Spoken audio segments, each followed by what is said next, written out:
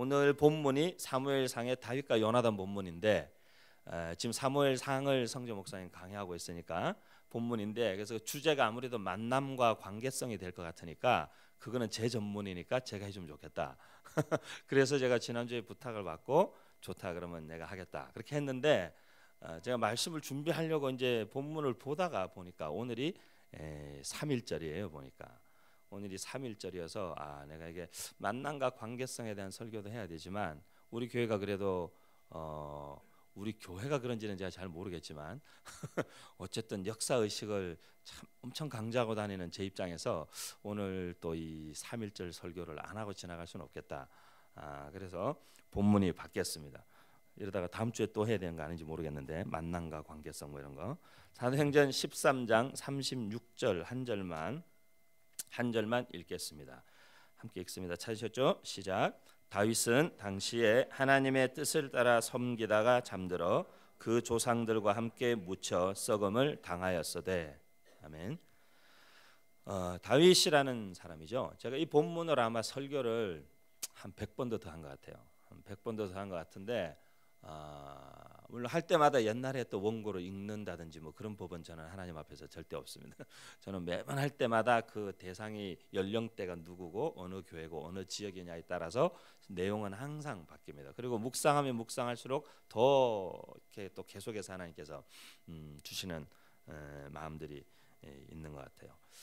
성경에서 다윗이라는 사람의 그 위치가 굉장히 중요하잖아요. 다윗이라는 사람의 위치는 우리가 한 사람을 볼 때 그 사람의 어떤 개인의 면면을 보는 것도 굉장히 중요합니다. 그 사람이 좋은 사람인가, 그 사람이 뭐 성격이 좋은지, 그 사람이 뭐 인간관계가 좋은지, 그 사람이 아니면 뭐 대단한 일을 많이 했는지, 그 사람이 뭐 공부를 많이 했는지, 그런 개인적 어떤 그 삶에 있어서의 어떤 공과, 그것을 과실을 따지는 것도 굉장히 중요하지만, 조금 그 인물에 대한 평가라는 것은 그가 그 하나님의 역사의 그 흐름 속에서, 히스토리라는 게 우리 말대로 히즈 스토리, 하나님의 만약 이야기고 역사의 주관자가 하나님이시라고 우리가 믿는다면, 그 하나님 나라의 면면이 흐르는 큰 그 흐름 속에서 한 인간이라는 존재가 어느 위치에 서게 됐는가, 그것을 보는 것이 굉장히 중요합니다. 저와 여러분도 사실은 우리가 굉장히 우리 자신을 볼 때에 아주 그 지극히 개인적이고 우리 자신에게 너무 이렇게 시야가 이렇게 집중되어 있으면, 내가 뭘 잘하고 못하고, 내가 오늘을 잘 살았고 못 살았고, 내가 오늘 실수를 했고 안 했고, 내가 오늘 어떻게 뭐 하나님 말씀대로 살았는지 못 살았는지, 그런 걸로 막 이렇게 엎치락뒤치락 하면서 매일 그냥 그 혼돈과 고민과 막 그 시름과 한숨에서 막 헤어나오질 못해가지고 매일매일 허덕이면서 살아가는 그런 사람들이 또 있는가 하면 그것도 필요하죠. 하나님 앞에서의 자기의 경건과 하나님의 뜻대로 사는 삶을 위한 어떤 어떤 절실한 그런 몸부림과 씨름이라는 것은 우리 모두에게 기본적으로 주어진 것이죠. 하지만 그것을 좀 넘어서서 하나님께서 왜 나를 지금 이런 시대에 이런 상황 가운데 하나님 여기에 두셨을까? 그것을 조금 더 큰 하나님의 시각과 하나님의 관점에서 나를 사실 좀 더 객관적으로 보는 것이죠. 그래서 그 자리에 서 있는 나라는 존재를 조금 이렇게 지금 현재 내 상황과 좀 분리시켜서 볼 수 있는 그런 객관적 시각이라는 것이, 그리고 하나님의 시각이라는 것이 우리에게 사실은 필요한 것이죠. 너무 많은 사람들이 개인의 삶에 확 매몰돼 가지고 그 묻혀서 거기서 헤어나오지를 못하는 거예요. 그냥 내가 하는 일, 내 개인의 내적인 갈등, 내적인 혼란, 그리고 뭐 가족의 어려움, 뭐 직장의 어려움, 뭐 그런 것들을 온통 묻혀가지고, 사실 우리가 생각해 봅시다, 여러분. 우리 개인의 문제나 가족의 문제나 직장, 뭐 사업 다 얘기해도요, 사실은 다 자기 문제예요. 엄밀하게 따지면 결국에는 다 나고 결국에는 자기 얘기하는 거예요. 과연 거기에서 좀 나라는 존재를 분리시켜서 하나님께서 이 나라는 존재를 2014년 3월 1일 이 주일 아침에 나를 왜 여기 부르셨을까? 우리를 왜 이 자리에 두셨을까? 다윗이라는 사람은 개인의 삶의 과실을 따지자면 굉장히 과실도 많고 허물이 큰 사람입니다. 하지만 제가 참 예수님이 대단하시다, 아니 하나님이 참 대단하시다고 생각해요. 왜 그러냐면 다윗이라는 사람은 이제 요즘 같으면 오늘 같으면 면죄부를 받았겠죠. 간통죄니까. 그런데 그럼에도 불구하고 다윗이라는 사람은 소위 말해서 간통을 저지른 사람이에요. 그것도 그냥 남편 몰래 바람을 핀 게 아니고 어떤 왕으로서의 위치와 권력을 이용해서 한 사람을 무고한 생명을 희생시키고 그 아내를 사실은 도적질한 사람이죠. 단순 간통의 의미가 아니에요. 살인자에다가 그것도 아주 계획적이고 조직적인, 그리고 자기의 권력을 남용했기 때문에 권력을 남용한 사람이죠. 동기 자체가 굉장히 악합니다. 아주 악합니다. 그런 악인이 있을 수가 없죠. 그런데 예수 그리스도를 다윗의 자손이라고 불리게 하나님이 하셨다는 거, 우리가 어떻게 받아들여야 됩니까? 여러분 같으면 그런 사람을 내 조상이라고, 내 아버지라고 그걸 떳떳하게 붙일 수 있겠어요, 그것을? 근데 성경에서는 예수를 다윗의 자손이라고 계속 말하는 거예요. 좀 더 나은 사람 차라리 모세의 자손 뭐 이렇게 하지, 모세가 좀 나은데 그나마. 아니면 다윗처럼 그런 극악무도한 짓을 저지르지 않은 왕들도 그래도 있는데, 주님 하나님을 경외했던 왕들도 그래도 뭐 몇 사람 있잖아요, 우리가 아는. 근데 왜 다윗의 자손이라고 예수를 부르는 걸까? 그런 사실, 그의 개인의 삶을 놓고 보면 아주 잔인하고 어떻게 보면 아주 나쁜 인간이죠. 근데 예수님이 자기 이름 앞에 다윗의 자손 예수, 그걸 참 희한한 일이에요. 유대인들은 자기들이 예수를 다윗의 자손이라고 불렀지만 예수 그리스도를 확실하게 개인적으로 그리스도로 메시아로 믿고 받아들인 사람 이외에는 그 의미가 무엇인지를 정확하게 몰랐을 것 같아요. 근데 만약 오늘날 그리스도인들 가운데에도 예수가 다윗의 자손이다라는 사실을 정확하게 이해하지 못하는 사람이 있다면 어쩌면 유대인들과 같이 여전히 우리는 구약시대에 사는 사람이 아닐까. 하나님의 아들이신 그분이 한 인간의 연약함과 부끄러움, 그 이름이 자기의 이름에 와서 붙고 그 후손으로 왔지만 그 후손으로 해서 혈통과 혈맥을 우리의 삶 속에서 예수 그리스도의 그 놀라운 십자가의 사건으로 말미암아 인간적, 혈육적 그런 모든 것들을 온전히 다 새롭게 하시는, 송두리째 변화시키시고 새롭게 하시는 하나님의 그 놀라운 구속의 구원의 역사에 더 감격해야 하는 것이 사실 복음적인 신앙이라는 것이죠. 소위 말하면 오늘날 시대에 우리 진보적인 그리스도인들이나 진보 계열에 있는 정치적 성향을 가진 사람들이 실패하고 있는 게 바로 그런 점이에요. 진보가 사실은 더 관용이 있어야 되고 너그러워야 됩니다. 근데 온통 성질난 인간들만 모여 있는 것 같아요. 그냥 막 비판하고 무릇뜯고 흠집내고 하여간 막 이렇게. 우리가 아는 속담에도 그런 말이 있지 않아요? 털어서 먼지 안 나는 사람이 없다고. 그죠? 자기들도 한번 다 이렇게 털어보면 쉽지는 않을 것 같은데. 아쉬워요, 그게. 뭐 저는 누구 편 이런 거 안 드는 거 아시죠? 저는 어깨동무하는 사람이에요. 저는 보수와 진보를 어떻게든 어깨동무 시키고 신학적으로도 보수와 진보 인사들을 어떻게든 만남의 자리를 마련하고 함께 갈 수 있는 길을 찾고, 야 우리가 다 예수 믿는 사람인데 함께 갈 수 있는 길이 없나? 예수 그리스도의 복음과 그 사랑 안에 함께 갈 수 있는 길이 없나? 지난 월요일 아침에 컴패션에서 그 교회 고난 주간에 이제 교회에서 함께 묵상과 기도할 수 있는 자료들과 동영상 이런 자료들을 준비했다고 그 패키지를 이제 나누는 자리에 초대를 해서 우리 교회 스태프들 다 데리고 갔어요. 그래서 여기 양재 온누리에서 모였는데 그날에 이제 모여가지고 첫 시간에 손양원 목사님의 영화를 봤어요. 작년에 이제 제작이 돼서 개봉을 했는데 몇 명 본 줄 아세요, 여러분? 손양원 목사님 영화를? 손양원 목사님 영화가 극장에 개봉했는데 5천 명밖에 안 봤어요. 1천만 그리스도인 가운데 손양원 목사의 영화를 보러 간 인간이 5천 명밖에 안 되는 거예요. 손양원 목사님은요, 한국 교회뿐만 아니라 세계 교회사의 그런 인물이 없습니다. 세계 역사에 손양호 목사 같은 인물이 없어요. 근데 우리가 손양호 목사님을 몰라서 그런 거면 우리가 무식한 거고, 참 그런 분이 없어요. 제가 볼 때는 뭐 템플턴 상이니 무슨 막사의 상이니 그런 것보다 손양호 목사님의 상이라는 게 더 사실은 만들어져야 되고 의미가 있고 더 권위가 있는 상이 될 수 있어요. 예수 그리스도의 사랑이라는 것으로 지역을 다 우리가 지금 빠져 있는 이 지역 감정, 지역 논리라는 걸 뛰어넘어서 경상남도 함안 칠홍군 출신인 그분이 전라남도 여수에 가서 그것도 전국에서 몰려든 버려진 나 환자들을 위해서 자기의 삶을 거기에 다 쏟아부은 거잖아요.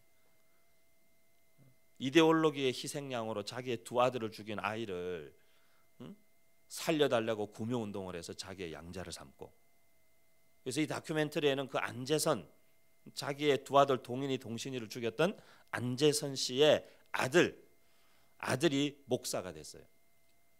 그 목사가 자기 아버지의 어두운 과거를 모르고 있다가 그 과거를 알면서부터 자기의 마음에 있는 그 아픔과 부끄러움과 수치를 사실 풀어나가기 위해서 손양호 목사의 후손들을 만나고 찾아다니고, 물론 어려서부터 손양호 목사님의 딸 지금 살아계시는 권사님, 송 권사님을 고모라고 부르고 자랐죠. 물론 자기 아버지하고 오빠 동생 지간이니까 자기 두 오빠를 죽인 원수를 오빠라고 부르고 살아야 됐던 이 권사님의 삶은 또 어떻겠어요?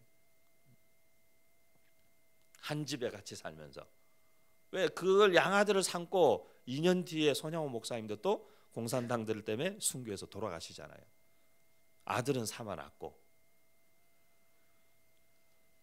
여기 예수의 사랑이라는 걸로 시대를 품고 이데올로기를 품고 다름을 품고 누구도 가까이 하기 싫어하고 꺼려하는 환자들과 사회의 가장 비참하고 버려진 자들을 품고 지역 감정에서 뛰어넘고 그런 인물이요 없습니다.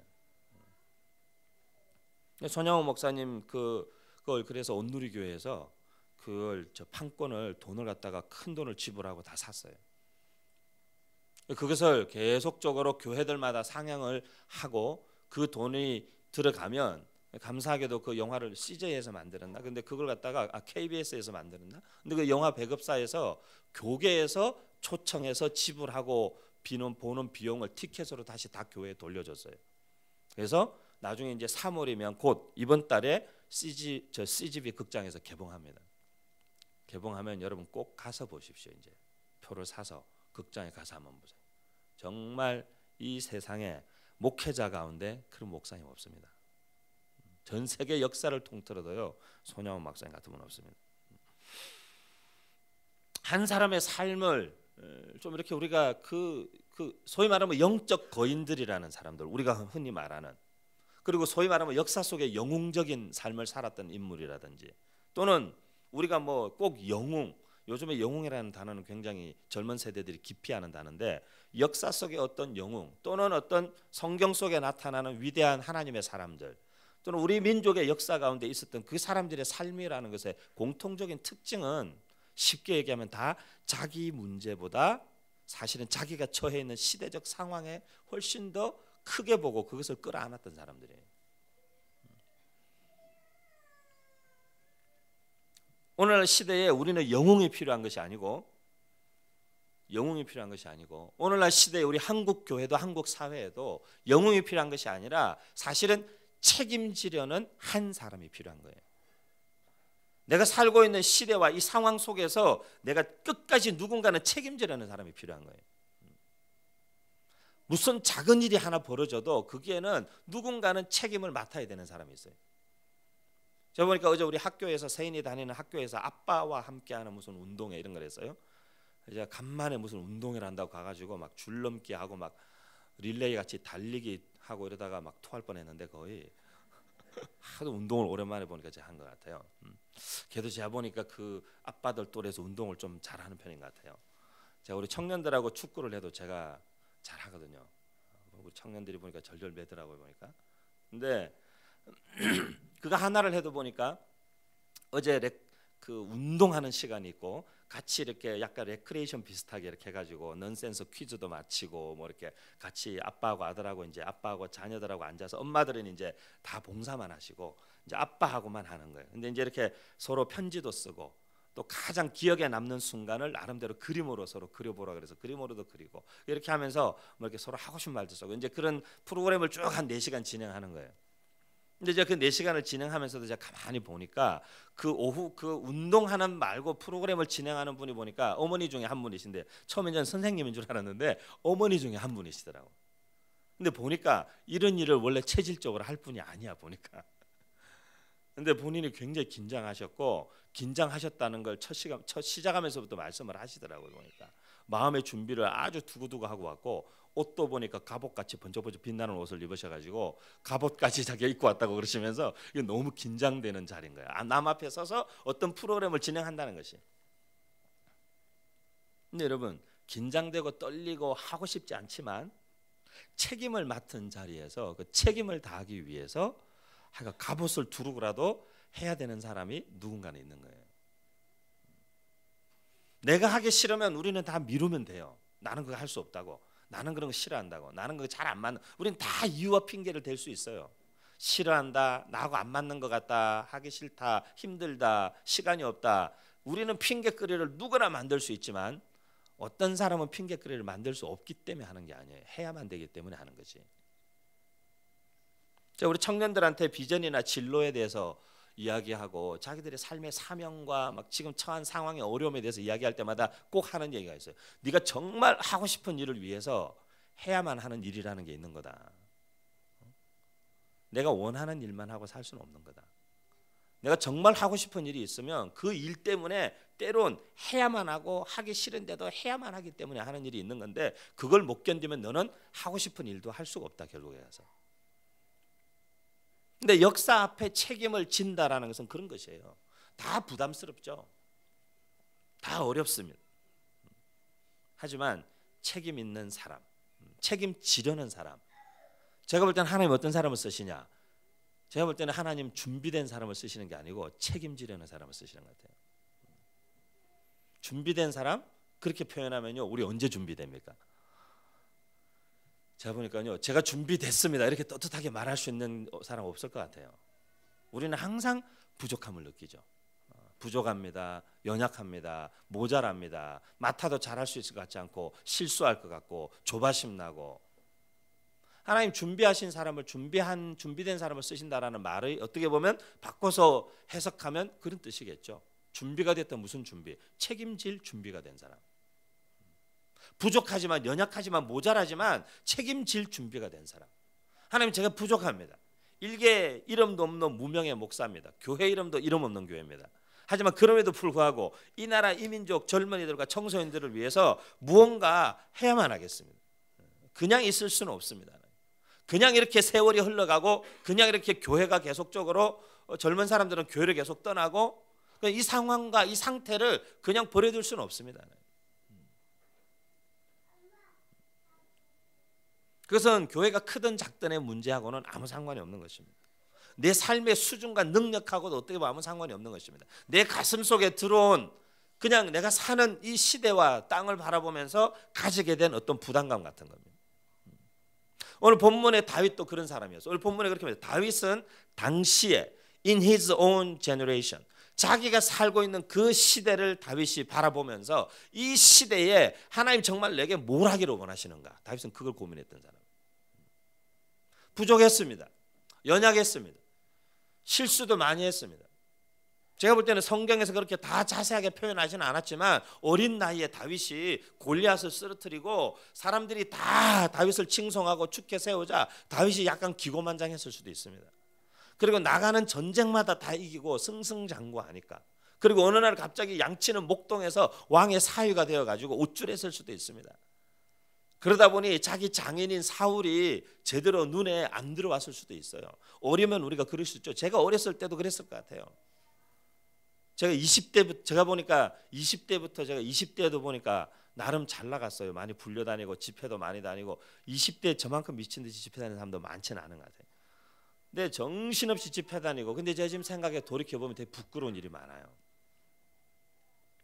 제 자신의 낯짝이 뜨거운 때가 많아요.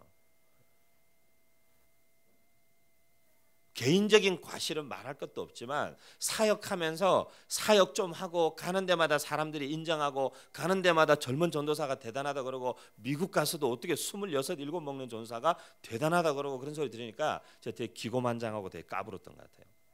어른들 이렇게 약간 무시하고. 그래서 지금 생각해 보면 워싱턴 지구촌교회 담임 목사님이 나 때문에 진짜 힘들었겠다 그런 생각이 많이 들어요.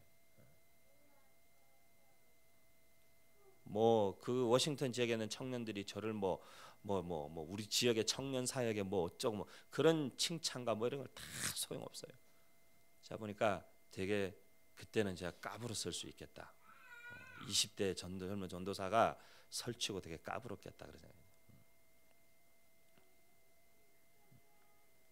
다윗도 그랬을 수 있을 것 같아요. 뭐 좀 하는 것 같으니까 사람들이 다 인정해 주니까 자기가 하고 있는 일이 대단하고 자기가 있는 일이 되게 중요하고 자기가 왕보다도 더 뛰어난 사람으로 다윗이 죽인 자는 사울이 죽인 자는 천천인데 다윗이 죽인 자는 만만이라고 막 사람들이 노래를 전 백성들이 나와서 노래를 부르고 사울이 그게 딱 걸리잖아요 마음이.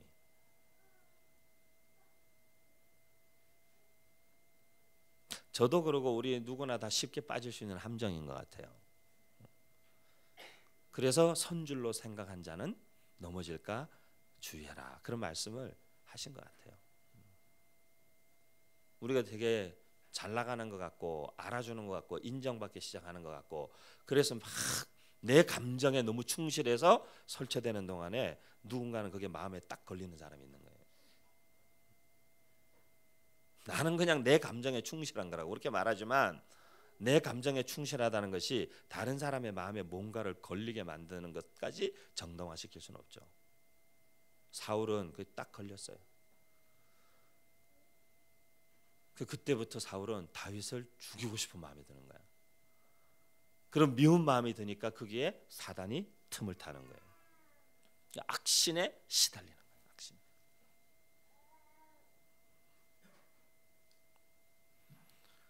다윗이 그렇게 대단했던 사람은 아닌 것 같아요. 말씀드린 대로. 저는 성경에 나오는 인물들을요 가끔씩 이렇게 거꾸로 뒤집어서 한 번씩 생각을 해봐요. 거꾸로 뒤집어서 생각을 해보면 어떻게 보면 되게 형편없는 사람들이에요. 그죠? 사람의 삶에는 다 명암이 있어요. 명암이 있어요. 그죠? 노아 명암이 있죠. 당대의 의인이었더라. 창세기 6장은 노아를 당대의 의인이었더라. 하나님께 은혜를 입은 자고 하나님이 죄악이 관영한 세상에서 하나님의 이 세상을 다 멸하시려던 하나님의 계획 가운데 그 구원의 역사를 이룰 한 사람을 찾는데 노아가 거기에 눈에 보였던 사람이에요. 그런데 그랬던 노아지만 방주를 산 꼭대기에 지을 수 있는 믿음과 하나님에 대한 신실함이 있었지만 사람들이 다 비웃고 조롱해도 그 길을 갈 수 있었던 노아지만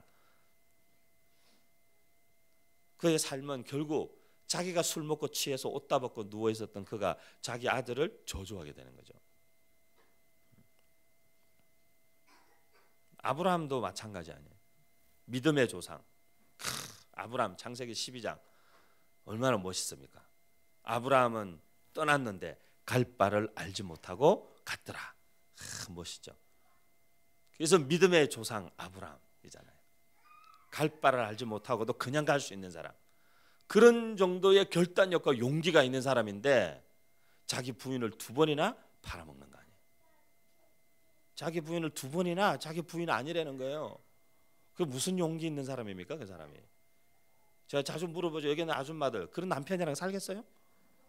남 앞에서 나를 자기 부인 아니래. 그런 인간은 그냥 싸대기를 때려줘야지 어떻게 살겠어요? 같이 못 사는 거죠. 2번이나 아브라함은. 그리고는 또 그 바람에 부자가 됐어요. 부인을 2번 앵벌이 시켜가지고 엄청난 재산을 막 양떼와 막 소떼와 막 금은보화를. 이 사람의 삶이라는 게 이게 가만히 이렇게 앞뒤를 들여다보면요 다 그래요. 사실은 다 그래요. 다 연약함이 있어요. 모세도 보면은 위대한 최고의 선지자지만 모세를 보세요. 홍해를 막 가르고 반석에서 물을 내고 막 얼마나 놀라운 이적과 기사를 행했던 모세입니까? 그리고 하나님의 사람으로서 그 수염을 펄펄 10개라는 영화를 한번 보세요. 여러분 오래된 영화지만 다시 이렇게 잘 보니까 이렇게 손질 좀 해가지고 잘 나왔어요. 다시 10개라는 영화를 보세요. 그때 당시에도 그 정도 그래픽을 할 수 있었던 것도 대단한 것 같고 엄청난 스케일의 영화죠. 근데 뭐 다 좋아요. 하지만 모세의 삶을 또 자세하게 들여다보세요. 이방 여자를 아내로 맞이하는 것 때문에 형제간에 틈이 벌어지는 거야.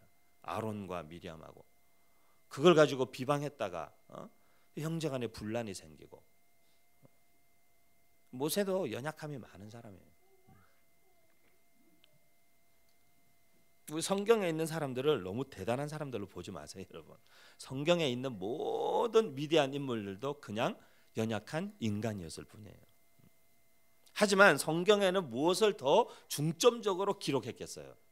그들이 연약한 사람, 연약한 면이 있는 사람들이지만 하나님께 순종하고자 했을 때 하나님이 그들을 붙잡아서 써주셨다. 그 얘기를 하는 거예요, 성경은. 그들이 위대하고 대단하고 준비된 사람들이었기 때문에 써주시는 게 아니고 그들이 연약한 인간이었고 우리처럼 여전히 갈등하고 모세도 계속 핑계하고 저런 말을 잘 못합니다. 말이 어눌하고 용기가 없고 뭐 부끄러움도 많고 하나님이 그럼 내가 아론을 붙여서 아론이 말 잘하니까 하게 해줄게. 다 연약하고 모자라고 부족한 사람이에요. 하지만 하나님 앞에 주님 그러면 제가 한번 해보겠습니다. 모세는 용기가 없으니까 하나님이 계속 설득을 했어야만 됐어요. 네 손을 품 안에 넣어봐라. 지팡이를 던져봐라. 뱀이 되고 문둥병이 갖다 낫고 그렇게 설득을 해서라도 하나님이 그를 쓰시려고 했어요. 그러니까 사실은 쓰임 받는 것도 은혜인 거예요. 은혜. 우리가 무슨 자격이 있어서가 아니고. 내가 준비가 됐으니까. 아니요. 우리는 준비될 수가 없어요. 그러니까 내가 준비되면 뭘 하겠다. 그거는 우리는요 평생 아무것도 못하는 수가 있어요. 평생 아무것도 못하는 수가 있어요. 언제 준비됩니까 우리가? 준비가 안 됩니다. 다윗은 똑같이 동일하게 부족한 사람이었어요. 하지만 다윗은 자기가 사는 시대에 하나님이 자기를 왕으로 세우신 그 부르심 앞에서 책임 있게 살려고 했어요. 책임 있게. 그리고 주님을 위해서 뭔가 하고 싶은 마음의 열망을 가졌어요. 하나님, 이게 뭡니까? 나는 이렇게 잘 지은 왕궁에 있는데 하나님의 임재를 상징하는 법궤는 우리 주님은 내가 저렇게 천막에 그냥 방치해놓고 있을 수 있는가? 성전을 짓고 싶습니다. 하나님이 다윗아, 안 된다. 너는 전장에 나가서 피를 너무 많이 흘렸다. 그러니까 다윗 너는 안 된다. 내가 너의 아들 솔로몬에게 내가 그 일을 맡기겠다. 다윗은요 또 받아들이는 거예요. 그리고 다윗은 죽는 그날까지 솔로몬이 성전 건축을 할 수 있도록 주변 국가에 자기하고 좋은 관계 있는 왕들에게 다 이야기해서 백향목을 다 준비하고 금과 은을 준비하고 돌을 준비하고 성전 건축을 할 수 있는 준비를 다 하고 그냥 가는 거예요. 다윗은 솔로몬에게 맡기고. 제가 볼 때는 우리 삶에 하나님께 쓰임받고 하나님 앞에 한 번 사는 인생에 여러 가지 측면이 있지만요, 우리 다 아직 젊잖아요. 별로 동의 안 하시는 분위기인데 뭐 이게 50대 60대들이에요 다.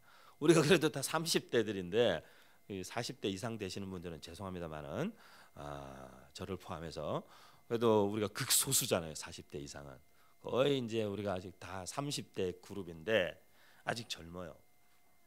그리고 아직 우리가 엎치락뒤치락해요. 아직도 나이 30이 넘었는데도 예수님처럼 엄마의 도움을 받아야 사는 그런 사람일 수도 있고, 예수님 나이 30 될 때까지 엄마랑 같이 살았잖아요. 근데 뭐 그럴 수 있어요. 뭐 그럴 수도 있는데 부모로부터 독립하지 못한 인생일 수도 있고, 뭐 여러 가지 있어요. 그리고 또 개인적으로 내적으로 막 이렇게 엎치락뒤치락하고 감정적인 동요도 심하고 주님을 엄청 사랑하는 것 같았다가 어떨 때는 막 아닌 것 같았다가 교회도 가기 싫다가 뭐 어떨 때는 막 말씀을 열심히 읽다가 어떤 때는 막 성경책 쳐다보기도 싫고 그냥 뭐 어디 있는지도 모르고 그냥 뭐 그렇게 살다가 우리가 엎치락뒤치락해요. 사회생활도 막 어떨 때는 믿음의 기준을 지키면서 사회생활을 잘하는 것 같다가 어떤 때는 또 그냥 그냥 내가 완전 진짜 세상적인 그리스도인이구나 그런 생각도 해보다가 아직까지 엎치락뒤치락 하는 거예요. 우리는 근데 그거에 너무 스트레스를 받고 그거에 너무 눌려 있는 거예요. 내가 지금 엎치락 뒤치락 하고 있다는 그 사실에 너무 눌려 있어요. 많은 사람들이. 여러분 좀 받아들이세요. 제가 늘 얘기하잖아요. 신앙은 뭐라고요? 신앙은 받아들일 걸 받아들이는 거예요. 사람의 삶의 변화의 시작은 인정하는 데서부터 시작되는 거예요. 내가 약하다는 걸 인정하고 내가 지금 엎치락 뒤치락 하고 있다는 걸 인정하고 내가 그럴 수밖에 없는 인간이라는 걸 인정하란 말이에요. 완벽주의자처럼 나는 그러지 않은 사람처럼 자꾸 사람들에게 디스플레이하고 보여주려고 하지 말고 하나님 앞에 겸손하게 엎드린다는 사람은 그걸 인정하는 사람이에요. 하나님, 저는 여전히 부족합니다. 제가 말은 다 안 하고 표현은 다 안 하지만 제 속에 있는 감정과 그때그때 드는 생각을 만약 내가 생각하는 것마다 영화에서나 애니메이션에 보듯이 머릿속에 풍선처럼 다다다닥 찍힌다면 창피해서 얼굴을 들고 살 수가 없을 겁니다. 저는 아마. 하나님, 저는 그런 존재입니다. 하나님. 저는 그 정도밖에 안 되는 인간입니다. 하나님. 그래서 내가 하나님의 은혜가 날마다 필요하고 하나님의 그 붙잡아 주시는 손이 나를 하루라도 붙잡아 주지 않으면 하나님, 나는 살 수가 없는 사람입니다. 그걸 인정하면 그 인정하는 데서부터 변화와 은혜가 시작되는 거예요. 거기서부터. 근데 우리가 고개를 뻣뻣이 들고 있는 한은 하나님의 은혜와 변화의 역사가 우리의 삶에 나타나질 않아요. 괜찮은 듯, 괜찮은 사람이라고 착각하고 괜찮다라고, 나는 좋은 사람이라고, 멋있는 사람이라고, 잘하고 있다고, 바로 가고 있다고, 나는 내 삶에 별로 실수가 없고 나는 돌이킬 것도 없고 후회할 것도 없는 사람이라고 그렇게 생각하고 그렇게 말하고 있는 한은 우리의 삶의 은혜와 변화는 일어나기 힘듭니다. 그죠? 도움을 받고 싶으면 제일 먼저 해야 할 것은 도움을 요청하는 거죠. 제가 도움이 필요한 사람입니다. 뭐 상담, 치유, 공부 다 한 번씩은 강의도 들어보셨겠지만 다 마찬가지예요. 중독이나 모든 이런 정서적 심리적 어려움도 자기가 문제가 있다라는 걸 인정하는 데서부터 출발하는 거예요. 모든 치유는, 모든 변화는, 은혜의 시작은 지난주에 제가 말씀드렸던 것처럼 그 인간 존재의 처절함이라는 것을 내 삶의 본질로 끌어안을 때 거기서 은혜가 시작되는 거예요. 내가 바로 그런 존재라. 성경에 등장하는 모든 인물은 그런 사람이었어요. 다윗은 하지만 자기가 사는 시대에 하나님의 뜻이 무엇일까? 그게 더 집중하는 거예요. 엎치락 뒤치락 하면서도 그가 놓치지 않는 그 포커스가 있는데 그게 뭐냐면 내가 살고 있는 이 시대에 나라는 존재를 하나님이 여기에 두신 그 이유와 그 목적이 뭘까? 그거에 계속 집중하는 거예요. 정말 내가 주님을 위해서 뭘 할 수 있을까? 내가 부족하고 부끄럽고 남의 아내를, 남편을 고의적 살인을 저지르고 내 권력을 남용해서 뺐었고 그런 나지만 그리고는 그 아들을 잃는 또 깊은 슬픔도 맛보잖아요. 그런 나지만 하나님, 그래도 나는 하나님께 붙잡히고 하나님께 쓰임 받고 하나님을 위해 살고 싶습니다. 그 소망이 있는 거예요. 다윗은. 다 괜찮은 사람들만 하나님이 쓰신다면 이 세상에 얼마나 많은 사람들은 하나님께 쓸모없는 사람들이겠어요. 그러지 않습니다, 여러분. 저는 우리가 하나님이 준비된 사람을 쓰신다는 말이 뭐 공부도 잘하고 학벌도 있고 무슨 뭐 능력도 실력도 대단한 전문성도 다 갖춰져서 하나님 쓰신다, 아닌 것 같아요. 그런 것이 필요한 영역이 있고, 어떤 영역에는요, 우리 이제 고인이 되신 서울역의 마당쇠라고 불리고 30년을 서울역의 노숙인들을 위해서 자기의 삶을 그냥 내던지고 어떻게 보면 내세울 수 있는 학벌도 외모도 자기 자신도 건달 출신으로 어떻게 보면 어디에다가 뭘 사회적으로 번듯하게 준비된 사람으로 내세울 수 있을까만은 자기의 삶을 그 노숙인들을 위해서 한 30년 다 쏟아붓고 가신 거 아니에요, 그냥. 전 죄송합니다만은 우리 김봉건 목사님 저는 돌아가신 거에 대해서 저는 하나님께 감사하는 마음이 있어요.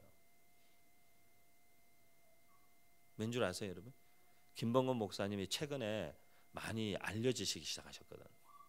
책도 내시고 방송에도 출연하시고 30년을 고정적인 후원자도 없이 무슨 비영리 단체나 사단법인이나 무슨 이런 무슨 복지법인 그런 것도 하나 없이 그냥 오직 예수, 오직 믿음으로 그냥 뭐든지 저지르고 파키스탄에 가서 거의 2년이 가까운 시간을 하루에 한 끼에 2만 명이 넘는 사람들을 국제적인 구호단체들도 한다라고 다 떠나는데도 거의 남아가지고 그 무슬림들을 2만 명을 한 끼에 밥을 1년 2년을 퍼먹이시고 필리핀에 홍수 나면 필리핀에 재해 나면 또 노숙인들 중에서 재활하고 자립한 사람들 데리고 필리핀에 가서 그 재난 터진 지역에 가서 또 밥 퍼시고 우리나라의 강원도의 평창에 홍수 났다 평창에 또 달려가서 국가기관도 아니고 공식적인 법인도 아니고 무슨 기업에서 하는 복지재단도 아닌데도 순전히 그냥 오직 그냥 예수에 미친 한 목사가 노숙인들 데리고 하는 건데도요 우리나라에서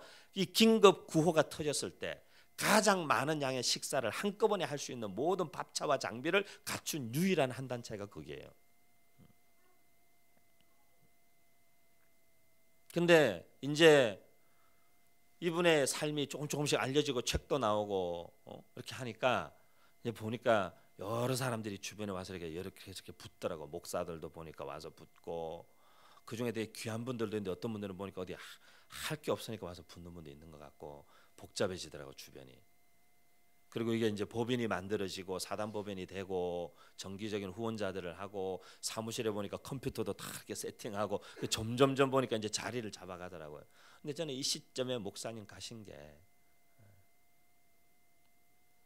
김범건 목사 이러면 제가 볼 때는 저는 제 머릿속에 한 단어만 있어요. 오직 예수. 그 한 단어만 있는 거예요. 사람의 삶은요 죽으면 뭔가를 남깁니다. 이상한 걸 남기면 그게 오명이 되는 거고 호랑이는 죽어서 가족을 남기고 사람은 죽으면 이름을 남긴다고요. 예, 오명을 남길 수도 있죠. 근데 적어도 제게는 그리고 제 입에서 김범건 목사님이라는 분의 이야기가 나오면 저는 김범건 목사 이러면은 오직 예수 이 네 글자만 생각나는 거예요. 그를 부르는 또 다른 이름은 서울역 마당쇠. 그 말고는 그분에 대해서 생각나는 게 없어요. 예수님 때문에 서울역 마당쇠를 자처했던 사람. 평생을 오직 예수 그 하나에 거의 목숨을 걸었던 사람. 그밖에 안 남는 거예요.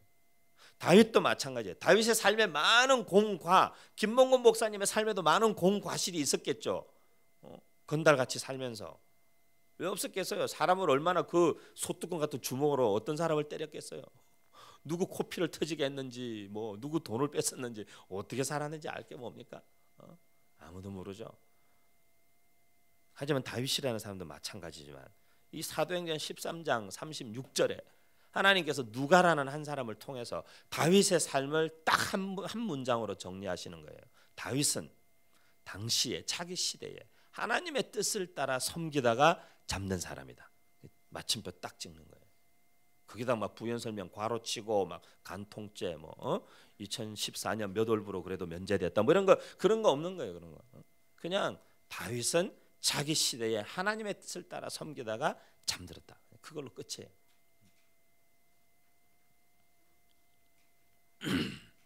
그런 삶 여러분 우리가 젊기 때문에 엎치락뒤치락 할 수 있어요.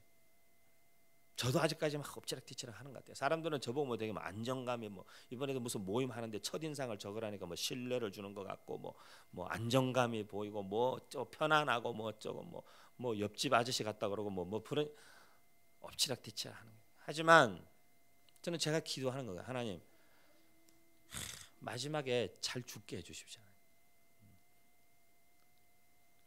하나님 앞에 제가 죽을 때 하나님 한번 잘 죽게 해주십시오. 저는 그거밖에 원하는 게 없어요. 다윗도 죽을 때 잘 죽은 거예요. 다 부족하지만. 삶의 그런 책이 있었어요. 삶의 마지막까지 쓰임 받는 사람. 젊어서부터 잘 준비돼서 젊어서부터 대학 졸업하고 대학원 가고 목사 안수 받고 저처럼 30대 초반에 목사가 돼서 계속 목사로 이렇게 살아가는 사람도 있지만 60대에 부르심 받은 목사님도 60에 신학교 간다는 분도 괜찮아요. 제가 볼 때는. 삶의 마지막 그림이 과연 어떤 그림 한 장 남을까?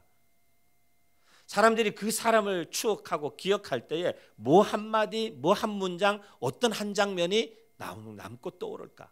그게 사실은 제일 중요한 거예요. 근데 우리는 그 하나님 앞에서 남기게 될 하나님 예수 그리스도의 이름으로 하나님의 영광을 위해 행하고 살아야 되는 그것보다 우리 스스로가 너무 자기 자신의 수치심에 갇혀 있는 거예요. 그건 복음적이지 않아요. 우리 자신 스스로의 수치심과 연약함과 한계 상황에 갇혀가지고 아무것도 할 수 없는 사람은 어떻게 보면 예수 믿는 사람이 아니에요. 예수 믿는 사람은 이 세상에 어떤 극악무도한, 여러분 다윗보다 더 악한 일을 했어요? 죄의 질이라는 것이 그렇게 비교할 수 있는 성질의 것은 아니에요. 성경적으로 죄는 죄일 뿐이에요. 하지만 그럼에도 불구하고 우리가 인간적으로 따져봤을 때 이 자리에 다윗보다 더 지독하고 나쁜 인간이 있으세요?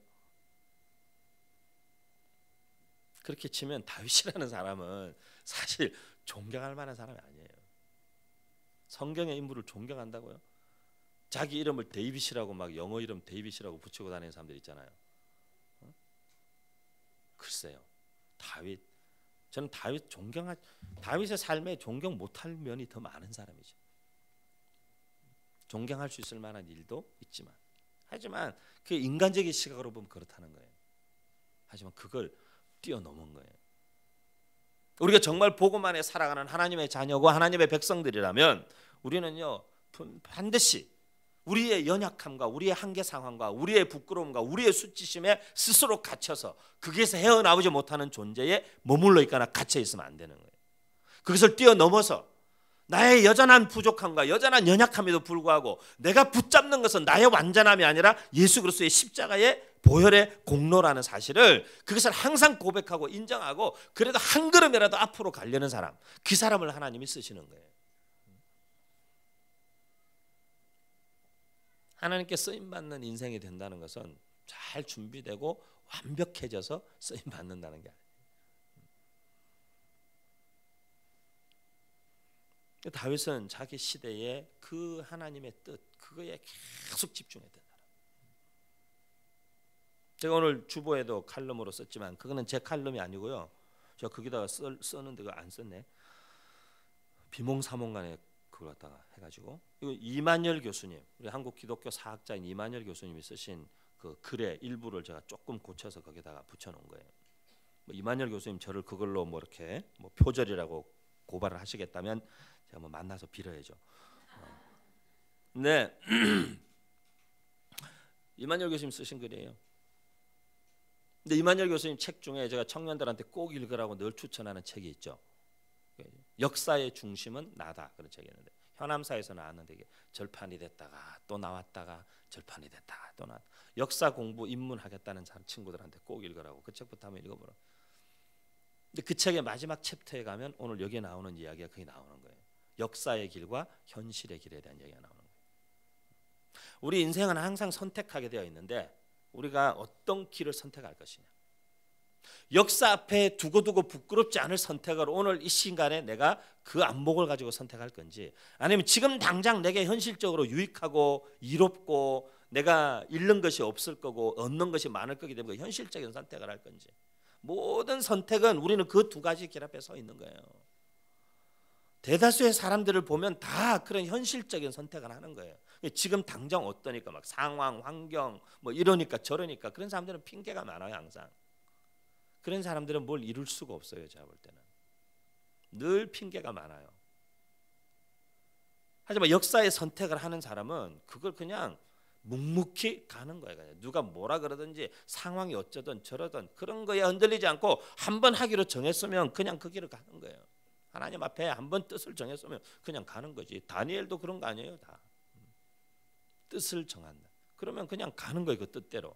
근데 뜻을 정하고 하는데 뭐 상황이 이래서 누가 뭐라고 하니까 어떤 사람이 어쩐다고 뜻을 바꾸고, 그런 사람은 마음 그대로 마음에 정함이 없는 사람이에요. 야고보서에 있는 말씀처럼 이게 바람에 그냥 막 바람에 휩쓸리는 거예요.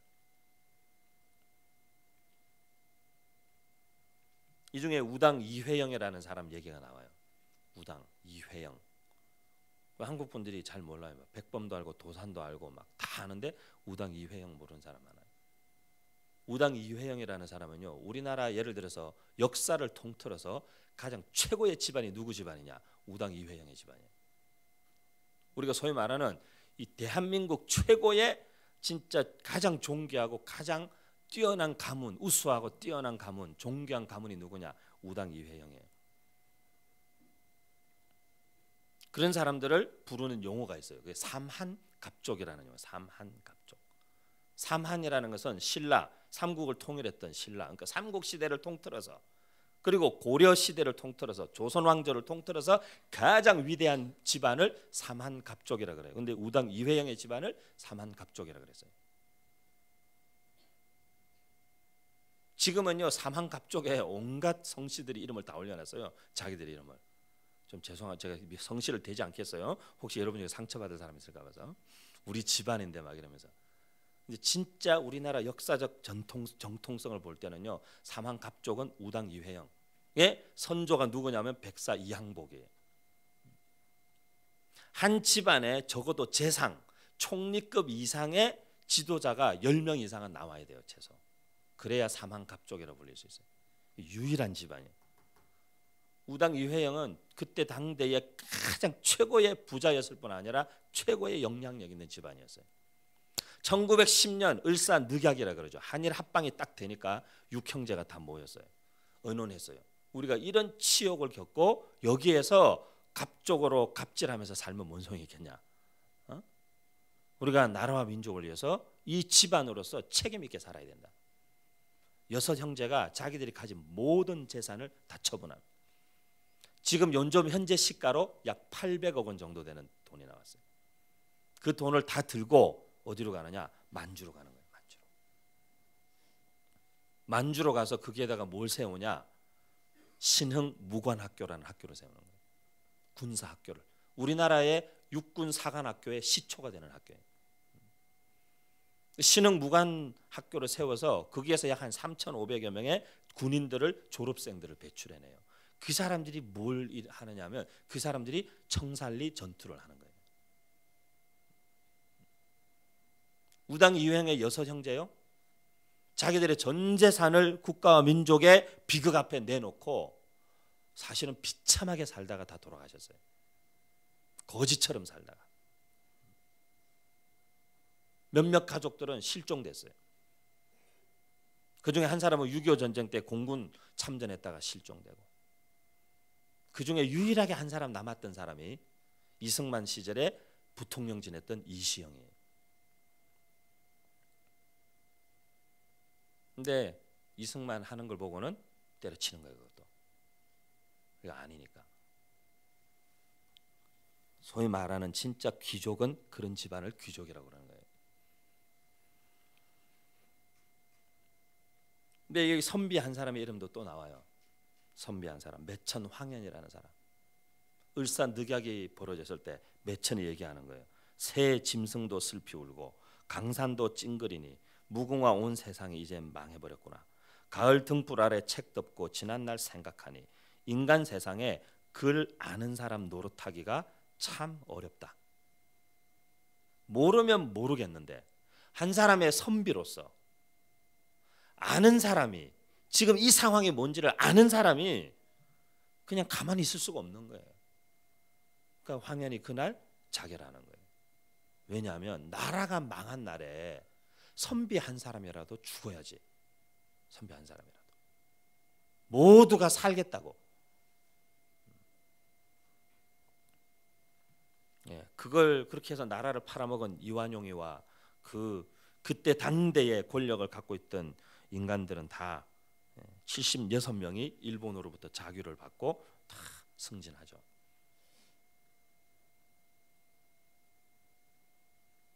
오늘 여러분 자녀들에게 제가 오늘 아침에 차 타고 오면서 세인이에게 3.1절에 대해서 설명을 좀 했어요. 3.1절. 세인아, 3.1절이 뭐 하는 날인 줄 아니?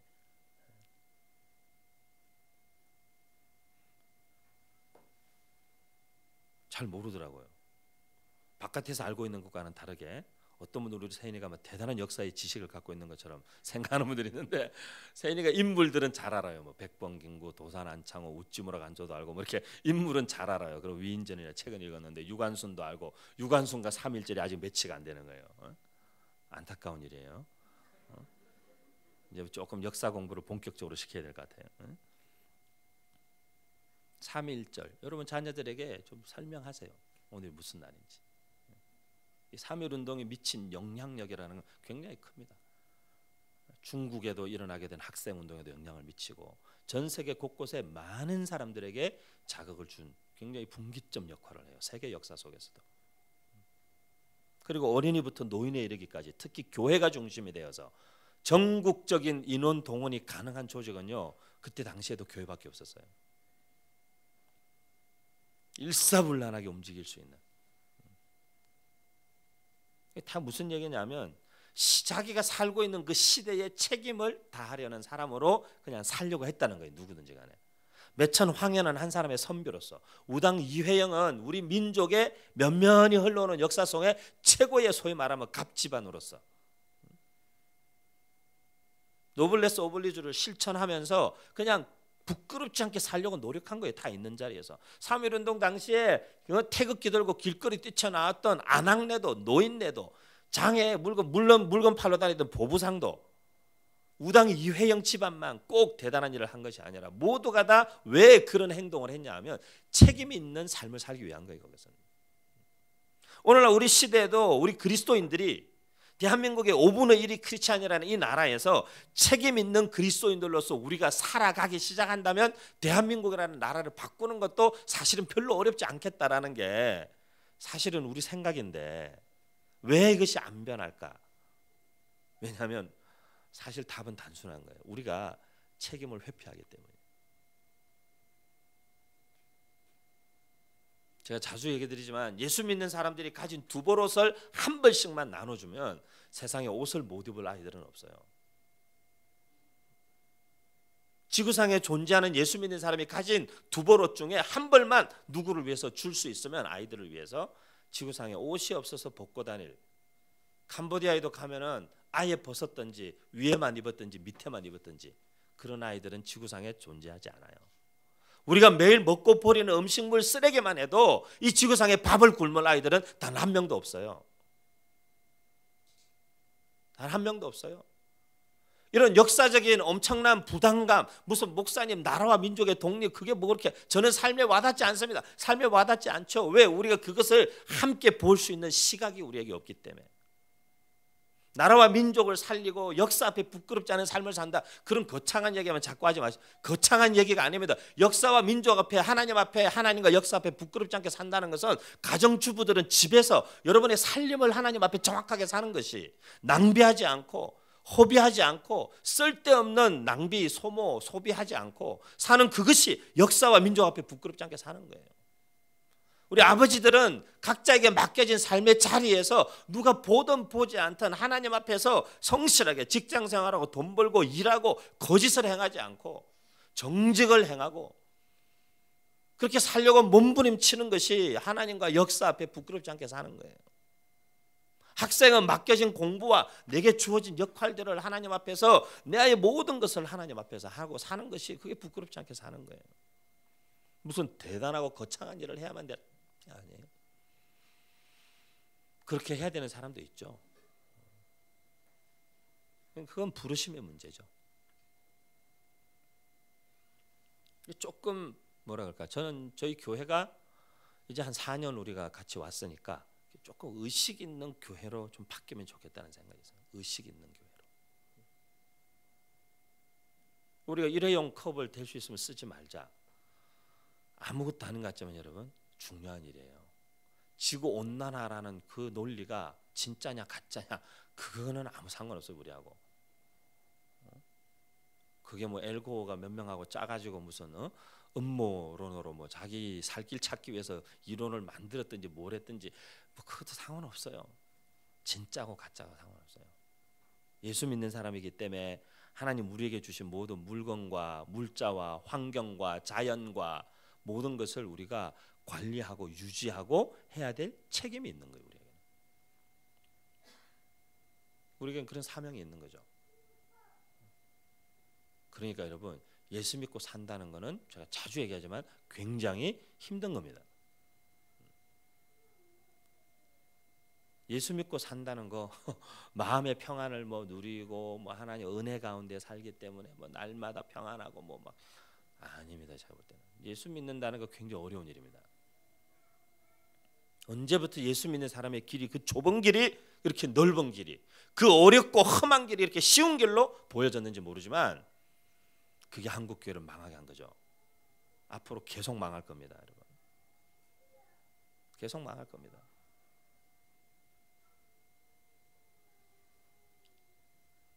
제가 볼 때는요, 지금 한국 교회가 지금도 이미 건물들 건축했다가 입주 못하고 이렇게 경매로 넘어가는 교회들 많죠. 정확하게 20년 지나보세요. 지금으로부터 정확하게 지금 20년, 지금 30대가 50대 되고 40대가 60대 되는 때를 딱 한번 보세요. 여러분, 그때까지는 살아있기를 제발 바라는데 뭐 특별한 일이 생겨서 가시는 분 없기를 제가 늘 기도합니다. 하나님, 이 사람들이 다 좀 건강하게, 뭐 제가 제일 큰 문제지만 우리 다 건강하게 살아야 되는 사람들인데, 응? 그럼 살아서 20년 뒤에 한번 보세요. 한국교회가 어떻게 될지. 이미 가셨거나 지금의 60대 70대가 교회를 위해서 헌신하는 만큼의 헌신을 지금의 30, 40대는 할 수 없습니다. 그러면요, 무슨 일이 생기냐? 교회 건물을 크게 지어놓은 교회들은 그 건물을 유지할 수가 없어요. 유지가 안 되는 거예요. 어떻게 하겠어요? 팔든지. 저는 준다고 해도 싫어요. 건물 그거 하나 유지하다가 죽고 그냥 죽는 목사가 되고 싶지는 않으니까. 지금도 저희가 건물 이전을 위해서 계속 기도하고, 저희가 부동산 업자들하고 만나서 가서 건물도 계속 보고 찾아보고, 뭐 과천도 가보고, 뭐 여기 다 가보고, 뭐 역삼동도 양재도 다 가보고 있지만 쉽지는 않아요, 여러분. 집중적인 기도가 많이 필요해요. 그리고 3월 중에는 결정이 나야 돼요. 3월 중에 결정이 나야 4월에 어떻게 이런저런 절차를 밟아서 5월 안에는 이전할 수 있는데 쉽지는 않은 것 같아요. 제가 페이스북에도 글 썼듯이 아주 이기적으로 딱 생각해서 우리 교회만 생각하면 갈 수 있는 옵션이 많아요. 지금 우리하고 관계되어 있는 모든 기관과 모든 사람들과 이 공간을 빌려서 쓰는 모든 사람들 다 털어내고 우리만 딱 그냥 옮겨가자면 갈 곳은 많아요. 근데 과연 그럴 수 있는가? 이 교인도 몇 명 되지도 않은 이 조그만 교회가 남 걱정을 이렇게 많이 해야 될까? 아주 공간이 일주일 내내 남아도는 교회들도 이 강남 땅에 우리 주변에도 얼마나 많아요. 저쪽 건너편, 이 뒤쪽 편, 저쪽 건너편. 우리 주변에 큰 교회들 주중에 공간이 남아도는 교회들이 많아요. 그런데도 왜 사람들은 갈 곳이 없어서 계속 여기만 찾아올까? 안타까운 현실이죠. 저는 그것도 하나님과 역사 앞에 그냥 작은 한 몸부림을 해보는 거예요. 책임 있게 살아보려고 몸부림치는 일 중에 하나예요. 그게 우리 공동체 건물을 그렇게 열어드리는 것도 무슨 대단한 일을 하겠다는 게 아니고. 사랑으로 이름 없는 교회 성도 여러분, 늘 듣던 얘기죠? 아닌가요? 이런 얘기는 오랜만에 제가 한 것 같은데 다윗, 그러면 늘 생각하세요.